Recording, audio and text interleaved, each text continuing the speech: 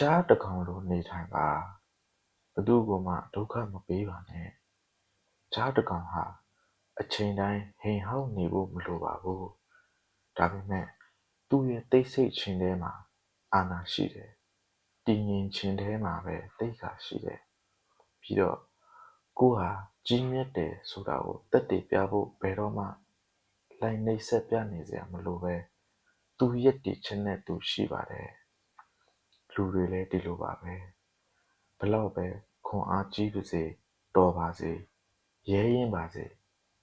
အဲ့ဒီစွမ်းအားကိုဘသူ့ကိုမှထိခိုက်အောင်ဒုက္ခရောက်အောင်မသုံးပါနဲ့ကြားတကောင်လိုနေထိုင်တယ်ဆိုတာဂုဏ်သိက္ခာရှိစွာရက်တည်နေခြင်းဖြစ်ပါတယ်ကြွားလွန်ထုတ်တာမရှိဘူးရှုပ်ထွေးအောင်မလုပ်ဘူးတကယ်ခွန်အားကြီးတဲ့သူကအတန်ကြဲကြဲလုံးနေဖို့မလိုပါဘူးဒါပေမဲ့တည်ငြိမ်ပြီးခိုင်မာတဲ့လုပ်ရက်တွေကနေတဆင့်တခြားသူတွေကခံစားမိနိုင်ပါတယ်